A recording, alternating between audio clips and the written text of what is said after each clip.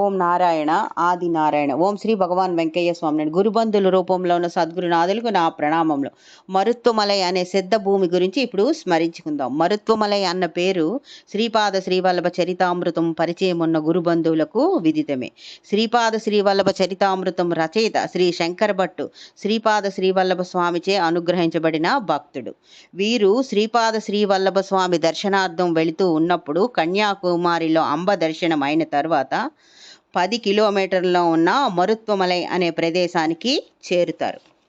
అది సిద్ధ భూమి, సిద్ధ పురుషులు ఉన్న ప్రదేశం అని వీరికి తెలుసు. అక్కడికి వెళ్ళిన తర్వాత వీరు ఇలా తలుస్తారు: శ్రీపాద శ్రీవల్లభ స్వామి అనుగ్రహముతో ఇక్కడ ఎవరైనా సిద్ధ పురుషుల దర్శనం అవుతుందేమో అని తలుస్తారు. అప్పుడు వారికి ఒక గృహ దగ్గర ఒక పెద్ద పులి మరియు ఒక వృద్ధ తపస్వి దర్శనమవుతుంది. ఆ తపస్వి వీరిని ఈ విధంగా ఆశీర్వదిస్తారు: నాయన, నీవు ధన్యుడివి. శ్రీ దత్తప్రభువు ఈ కలియుగంలో శ్రీపాద శ్రీవల్లభ నామం అవతరించినారని మహాసిద్ధ పురుషులకు, మహాయోగులకు, జ్ఞానులకు, నిర్వికల్ప సమాధి స్థితి అందుండు పరమహంసలకు మాత్రమే తెలుసు. నీవు అదృష్టవంతుడవు కావున ఇచ్చటికి రాగలిగితివి. ఇది తపోభూమి, సిద్ధ భూమి. నీ కోరిక సిద్ధించును. నీవు తప్పక శ్రీవల్లభుల దర్శన భాగ్యం కలుగును నీకు. ఈ గృహద్వారము వద్ద ఉన్న ఈ పెద్ద పులి ఒక జ్ఞాని. ఈ జ్ఞానికి నమస్కరింపుము అని వీరిని ఆశీర్వదించారు.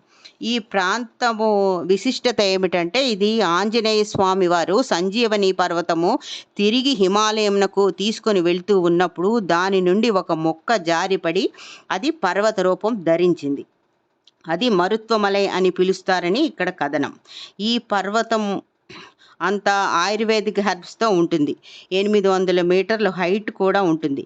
ఈ కొండపై నుంచి కన్యాకుమారిలో ఉన్న 3 సముద్రముల కలయిక, bay of Bengal, Indian ocean, Arabian sea కలయికని ఇక్కడ పైనుంచి మనము దర్శించవచ్చు.